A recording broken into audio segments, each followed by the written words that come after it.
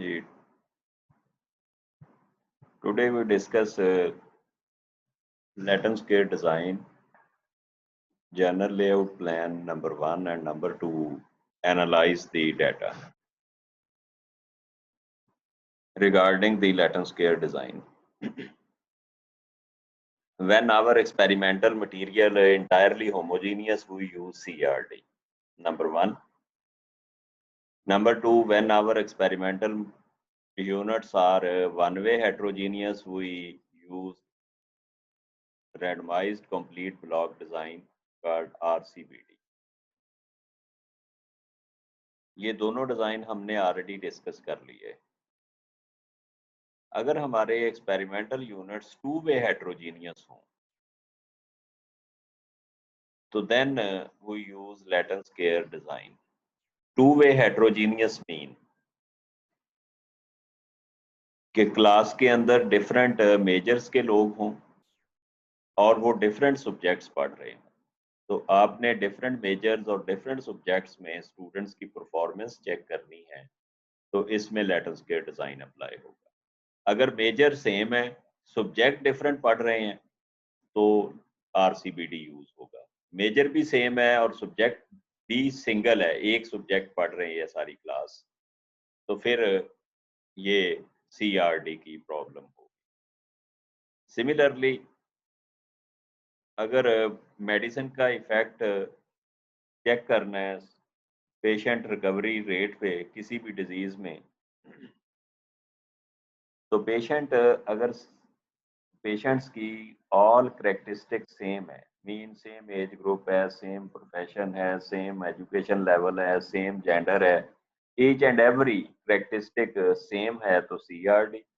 any one of the characteristic is different while the remaining all the characteristics are same, like patients belongs to the same different age group but all the remaining characteristics are same, we use RCBD.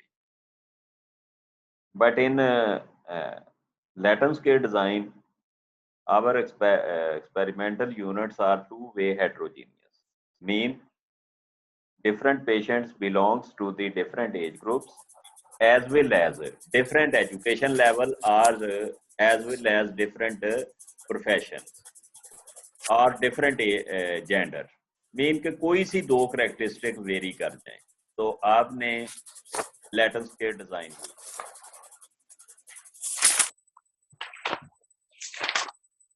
Faiza Khalid.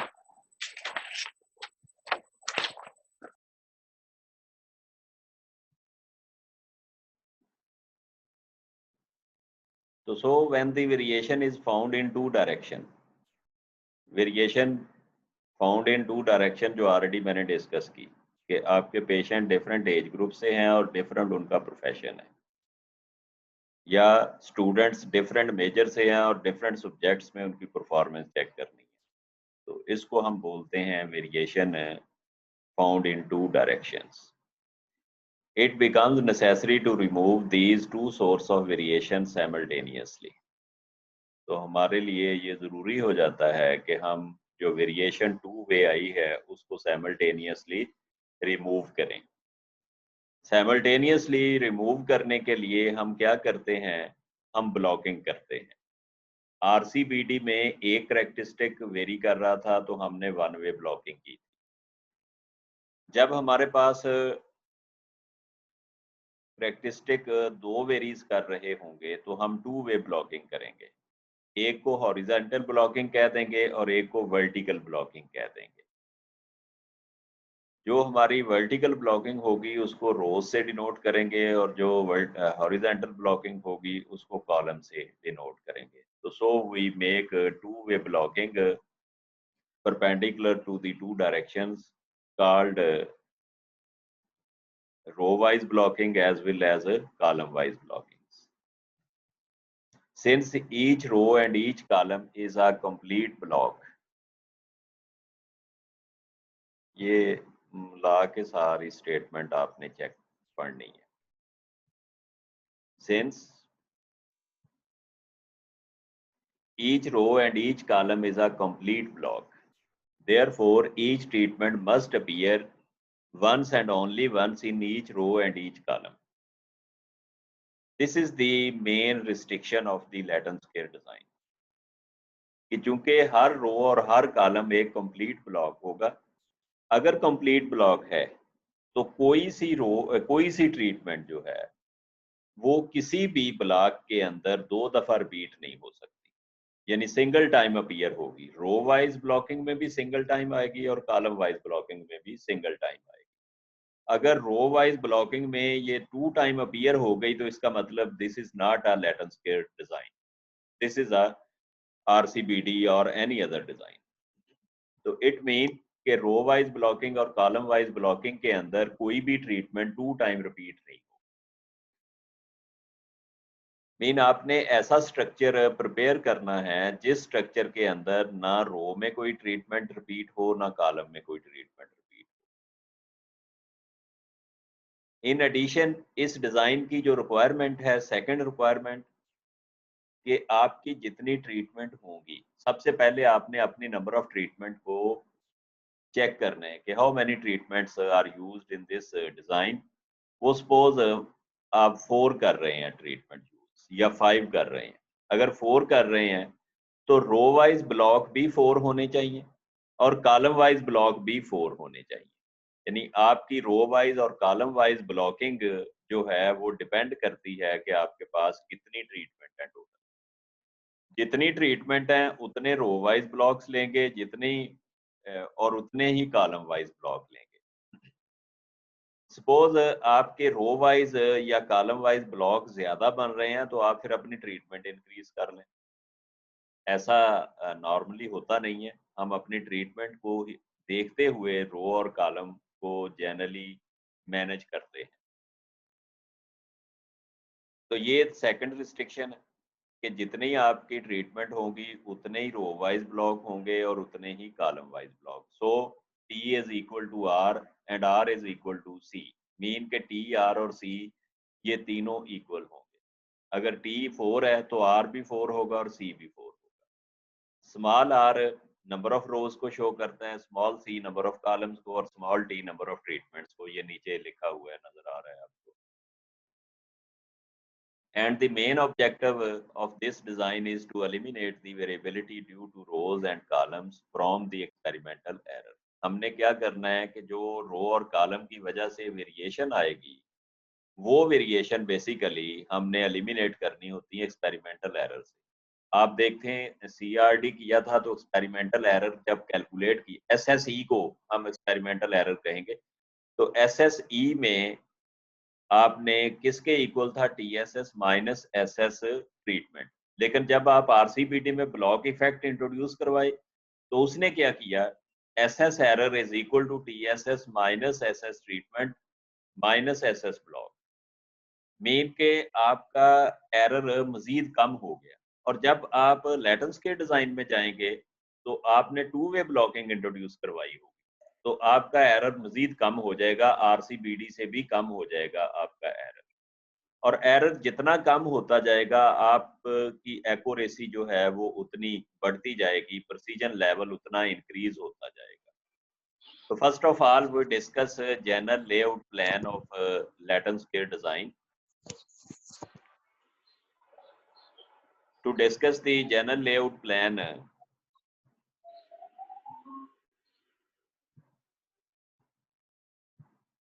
suppose we want to test the effects of weight reducing diet, which is called factor, on response variable weight loss. For this purpose we select 4 different types of diet. Same problem है, कहाँ पे variation आएगी वो आगे जाके further. we suppose that the overweight persons are belongs to 4 different age groups as well as 4 different education levels or 4 different professions, जो भी हो आप कंसिडर करना चाहें। So we divide the experimental units by using 2-way blocking in 4 different groups, row-wise as well as column-wise, in such a way that the experimental units within groups becomes homogeneous but between groups heterogeneous. यानी एक group के अंदर homogeneous हो, लेकिन जब एक group से दूसरे ग्रुप में हम देखें तो ये हेट्रोजीनियस होने चाहिए। To run this experiment, we required n is equal to r multiplied by c या t multiplied by r या t multiplied by c, कुछ भी हो सकता है जहां पे n is equal to rc भी लिख सकते हैं, n is equal to tr भी लिख सकते हैं, n is equal to tc भी लिख सकते हैं, लेकिन जनरली हम r multiplied by c use करते हैं। तो n किसके इक्वल होगा? r मल्टीप्लाइड बाई c, यानी जितनी रोज जितने कॉलम हैं उन दोनों को मल्टीप्लाई कर देंगे तो 16 experimental units required to run this experiment. अब आपके एक्सपेरिमेंटल यूनिट्स क्या होंगे? जाहिर है जिस तरह की ट्रीटमेंट है वैसे ही हमने एक्सपेरिमेंटल यूनिट सेलेक्ट करने हैं। ट्रीटमेंट वेट रिडक्शन डाइट है, तो अल्टीमेटली जो आपके एक्सपेरिमेंटल यूनिट्स होंगे वो ओवरवेट पर्सन होंगे। और अगर ट्रीटमेंट आपकी होती वेट रिडक्शन की बजाय वेट गेन के लिए होती, तो आपके जो ओवरवेट पर्सन की जगह हमने अंडरवेट पर्सन ले लें।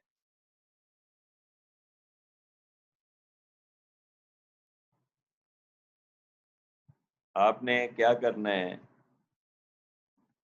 4 रो 4 कॉलम का एक टेबल डेवलप कर लेना है जिसमें 4 ही कॉलम होंगे और 4 ही रोज होंगे।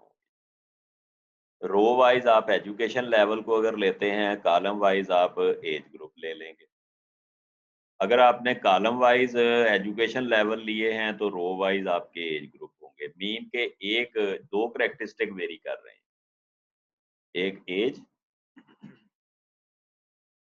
और दूसरा एजुकेशन लेवल।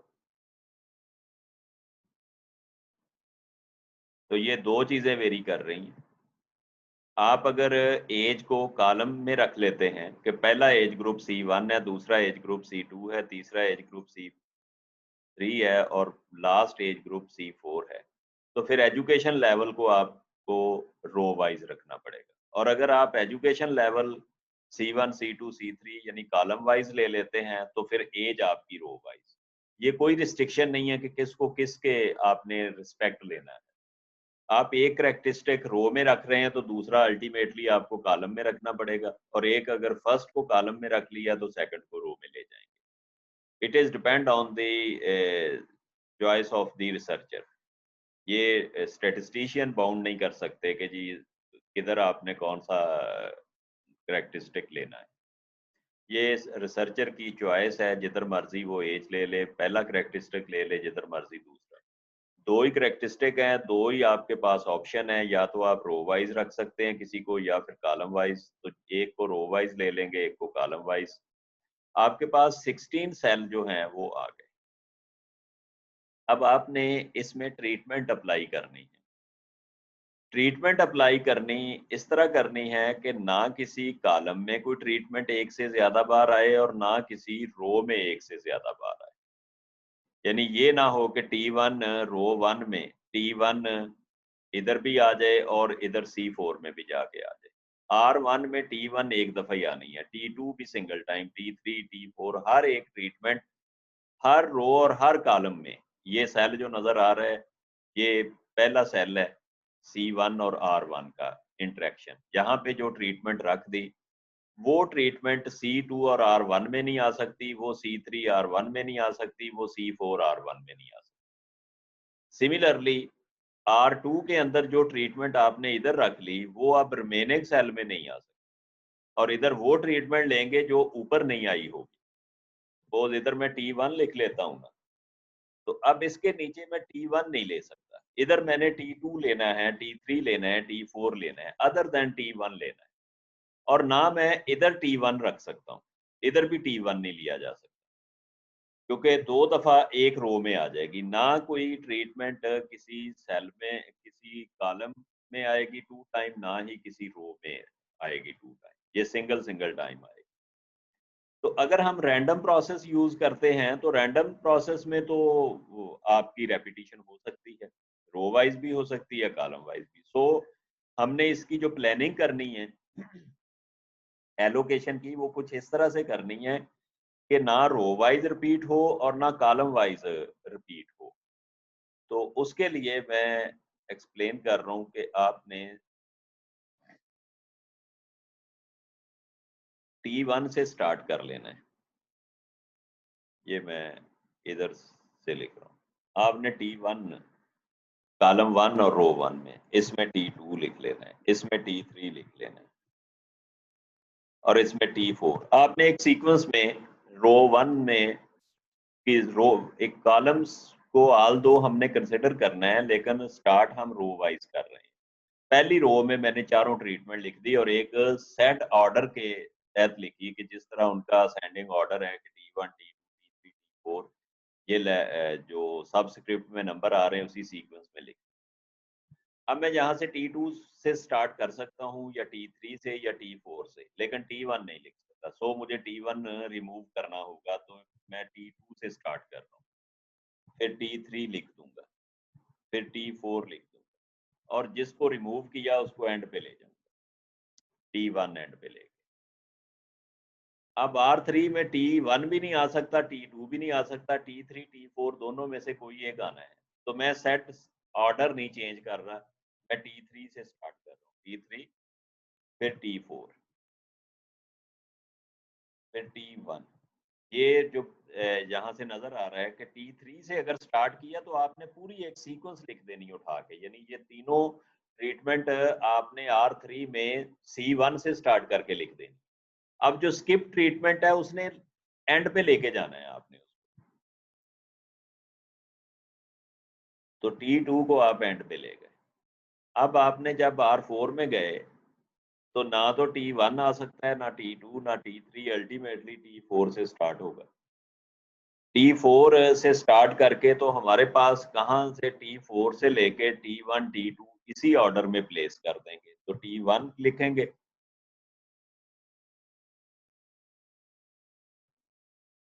तो T1 लिखा, उसके बाद T2 लिखा और जिसको स्किप किया था वो T3 था, तो वो एंड पे आ गया। तो ये जनाब आपके पास सिस्टमैटिक, अब आप देख रहे हैं कॉलम वाइज देखें, कोई ट्रीटमेंट कॉलम 1 में रिपीट नहीं हो रही, कॉलम 2 में भी नहीं, कॉलम 3 में भी नहीं और कॉलम 4 में।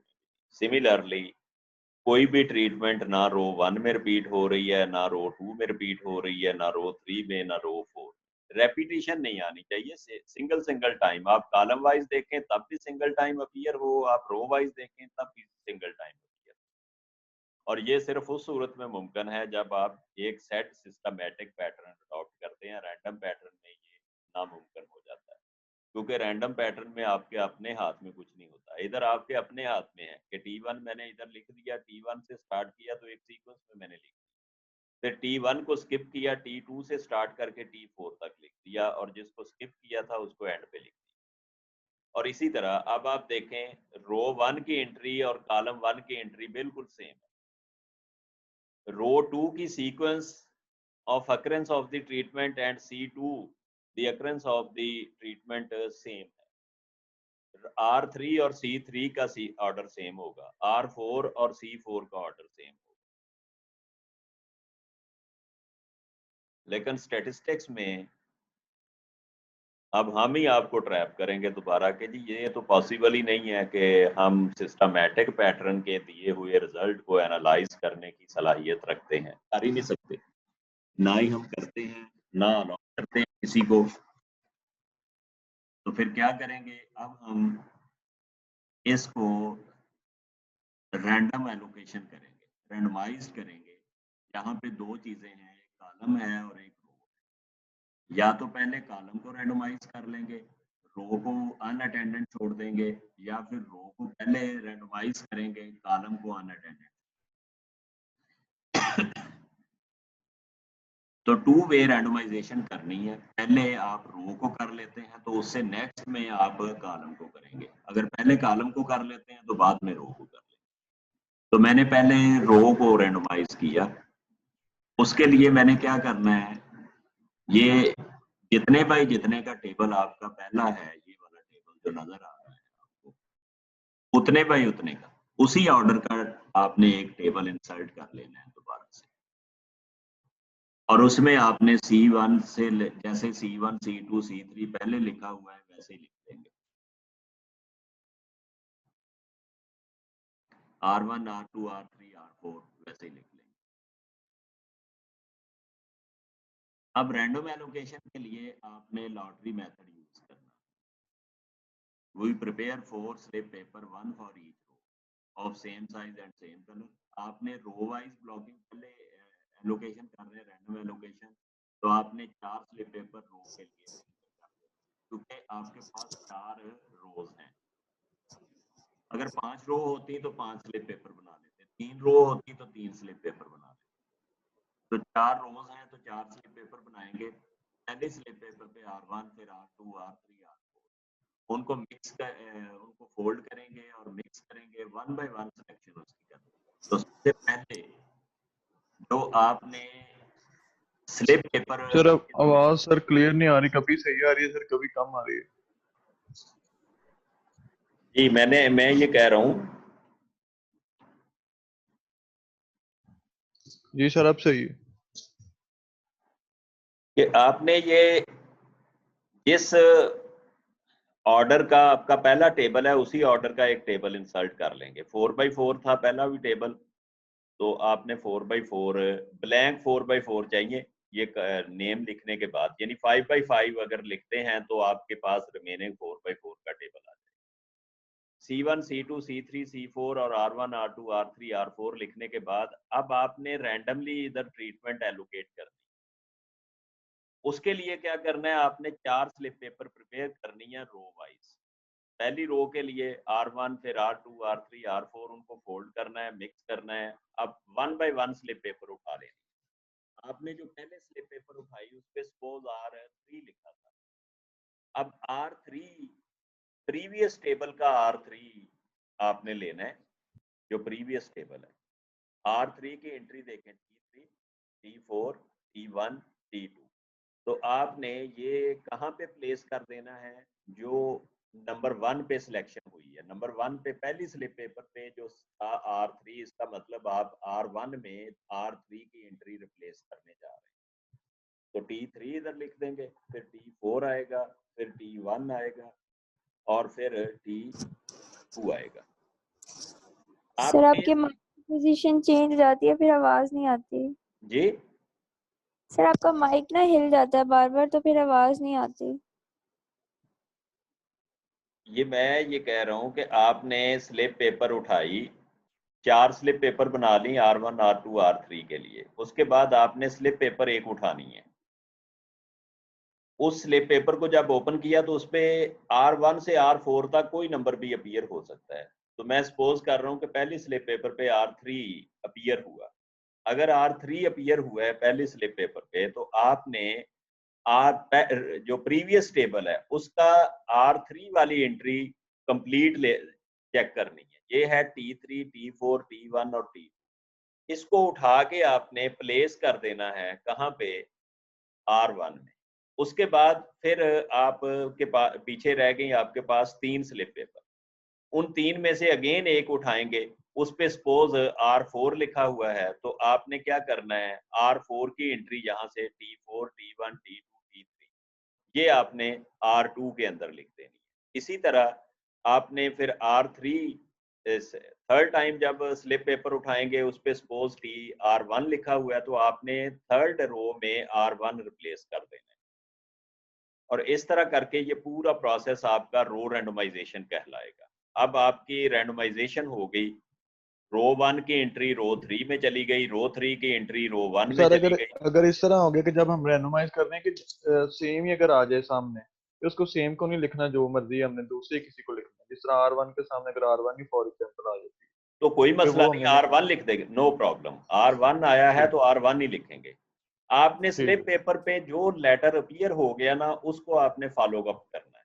ठीक है, जी सर ये जरूरी नहीं है कि R1 आया तो आप R1 नहीं लिख सकते, आप R1 लिख सकते हैं, नो प्रॉब्लम। जी सर नाउ वी यूज, इसमें रो रैंडमाइज हो गई, अब कॉलम रैंडमाइज रह गए। अगेन एक टेबल आप फिर इसी तरह का एक ब्लैंक टेबल इंसर्ट करेंगे, इसी तरह का, और उसमें कोई एंट्री नहीं होगी सवाए C1 C2 C3 C4 और R1 R2 R3 R4 के। आपने यही प्रोसेस अडॉप्ट करना है कॉलम वाइज। आपने 4 स्लिप पेपर कॉलम के लिए प्रिपेयर करनी है। पहली स्लिप पेपर उठानी है, उसको ओपन करना है। उस पे अगर C1 आ गया तो आपने पहले कॉलम में C1 की एंट्री इम्पोज कर देनी है। अगर C2 आ गया इसमें, जैसे मैंने लिया हुआ है C2 है मेरे पास, तो मैंने T4, फिर T1, फिर T3, फिर T2। उसके बाद जब मैंने सिलेक्शन की तो वो सपोज C1 आ गया, तो मैंने C1 की एंट्री C2 में लिख देनी। तीसरे नंबर पे जब सिलेक्शन की तो वो मेरे पास C3 आ गया, तो मैंने C3 की एंट्री C3 में लिख देनी है, C4 की एंट्री C4 में लिख देनी है। तो ये काम मैंने करना है कि आपने जिस ऑर्डर में स्लिप पेपर अपीयर होती जाएंगी उसी ऑर्डर के अकॉर्डिंगली उसको रिप्लेस करते जाना है। आपके पास एक टेबल नया आ जाएगा, टोटल रैंडमाइजेशन, जिसमें पहले आपने रो रैंडमाइज की थी, फिर आपने कॉलम रैंडमाइज किया, तो दोनों चीजें रैंडमाइज हो गई। तो नेट शेल आपने इस सीक्वेंस को अडॉप्ट करते हुए अपना जो इम्प्लीमेंटेशन है एक्सपेरिमेंट्स की, वो इसके अकॉर्डिंगली करेंगे। तो ये आपका प्रोसेस है, जनरल लेआउट प्लान। उसके बाद हम एक एग्जांपल लेंगे इसी तरह की, जिसमें आपके पास लेआउट प्लान यूज किया होगा, तो उसको एनालाइज करेंगे, एनालाइज करके उसकी रिपोर्ट एक प्रिपेयर करेंगे। उस रिपोर्ट के अंदर क्या कुछ अप्लाई करना है आपने, पहले तो हाइपोथेसिस टेस्ट करना है, फिर कोफिशिएंट ऑफ वेरिएशन निकालना है, फिर रिलेटिव एफिशिएंसी निकालनी है। उसके बाद ट्रीटमेंट मीन और standard error of treatment mean लिखने हैं, फिर apply the post hoc test for pairwise comparison. तो प्रॉब्लम आपकी ये हम स्टार्ट करेंगे। नेक्स्ट प्रॉब्लम आपके सामने रख दी मैंने कि following data represent the weight loss in KG by 4 different brands of diet T1, T2, T3, T4 administered to 16 subjects overweight, and the brands T1, T4 are old while T2, T3 are developed recently. ये उसका order of occurrence है treatments के response का। उसके बाद आपने ये 5 parts को 1 बाय 1 एड्रेस करना है। तो सबसे पहले जो काम आप करते हैं इसमें लैटन स्केल डिज़ाइन में, RCBD CRD में और तरह से चलते हैं, लैटन स्केल डिज़ाइन में थोड़ा सा ऑर्डर चेंज होगा। टेबल का ऑर्डर की बात कर रहा हूँ कि टेबल का ऑर्डर चेंज होगा। बाकी इसमें कितने हाइपोथेसिस बनेंगे, एक ट्रीटमेंट के लिए बनेगा mu T1, mu T2, mu T3 और mu T4 all are equal, और कोई एक मीन जो है वो बाकियों से डिफरेंट होगा। ये ब्लॉक्स में भी RCBD में भी आपने बनाया था। फिर रो वाइज ब्लॉकिंग के लिए एक आप लिखेंगे, तो mu R1 is equal to mu R2 is equal to mu R3 is equal to mu R4 and at least one mu RI is different from the other. ये R1 नहीं है, RI है। I may be equal to 1, I may be equal to 2, may be equal to 3, may be equal to 4. Similarly, for column wise blocking भी एक hypothesis आएगा। तो column wise blocking में जो हाइपोथेसिस आएगा उसमें mu C1 equal to mu C2 equal to mu C3 equal to mu C4, और alternate इसमें भी यही होगा कि कोई एक ये चेंज करनी पड़ेगी। तो इधर भी R ही लिख दिया, इधर आपके C आएगा।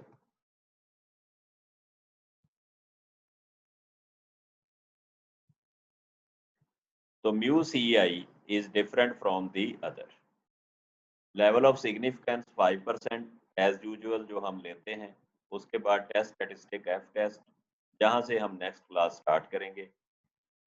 तो F टेस्ट के लिए 4th स्टेप में आपने कैलकुलेशन नेक्स्ट क्लास में स्टार्ट करते हैं। ये अटेंडेंस ले लीजिएगा प्लीज, जस्ट 81 पार्टिसिपेंट, और हम स्टूडेंट्स को शफल कर रहे हैं, कभी CS के साथ और कभी एजुकेशन के साथ, तो आपकी अपनी ही अटेंडेंस पूरी नहीं हो रही।